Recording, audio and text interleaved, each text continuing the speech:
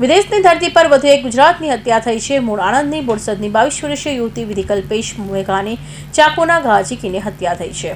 મૂળ આણંદના બોરસદની 22 વર્ષીય વિધિ છેલ્લા 4 વર્ષથી કેનેડાના નાયગ્રા વિસ્તારમાં રહેતી હતી। આ યુવતીના અભ્યાસ સાથે નોકરી પણ કરતી હતી। આ સાથે પીઆર માટે તૈયારી પણ કરી રહી હતી। સ્થાનિક પોલીસ હત્યાનો ગુનો નોંધી વધુ તપાસ હાથ ધરી છે। જો કે કયા કારણોસર વિધિની હત્યા કરવામાં આવી તે હજી સામે આવ્યું નથી। આ સમાચાર મળતાની સાથે જ યુવતીના પરિવાર અને વતનમાં શોકની લાગણી છવાઈ ગઈ છે।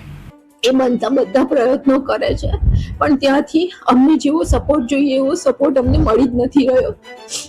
એટલે મારી બસ એક જ નમ્ર વિનંતી છે, એઝ સૂન એઝ પોસિબલ જે બી છે, જે માણસ સંદિગ્ધ જે પકડાઈ ગયો છે એને કોઈ પણ સંજોગોમાં છોડે નહીં, એને ફાંસીએ ચડાવે કે બધાને એક ઉદાહરણ પૂરું પાડે કે આ મારી જે ફૂલ જેવી દીકરીની જેવી હાલત કરી છે એવું બીજા કોઈ પેરેન્ટ સાથે ના થાય। બધાને મારી હાથ જોડીને નમ્ર વિનંતી છે, સરકારશ્રીને મારી નમ્ર વિનંતી છે।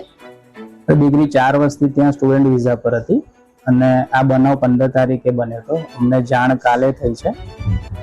અમને ઓફિશિયલ ઈમેલ આવ્યો એટલે અમે ત્યાં બધી તપાસ કરાવી અને પ્રોસિજર કાલે ચાલુ કરાવી દીધી।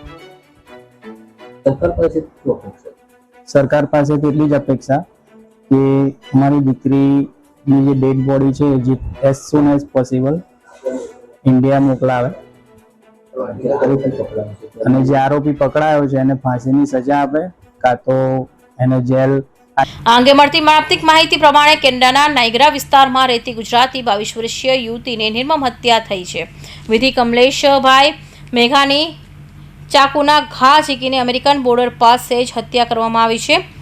આ મૃતક યુવતીનો મૂળ બોરસદ રહેવાનો અને હોવાનું સામે આવ્યું છે, જે છેલ્લા 4 વર્ષથી કેનેડા નાયગ્રા વિસ્તારમાં રહેતી હતી। યુવતી અભ્યાસ માટે નોકરી પણ કરતી હતી, ત્યારે સાથે તે પીઆર માટેની તૈયારી પણ કરી રહી હતી। 15 મેના રોજ ઘરેથી બહાર ગયા બાદ ગોઝારી ઘટના બની છે। હાલ તો સ્થાનિક પોલીસે હત્યાનો ગુનો નોંધી તપાસ હાથ ધરી છે। કૌશિક પટેલનો report, Hind TV news, Surat.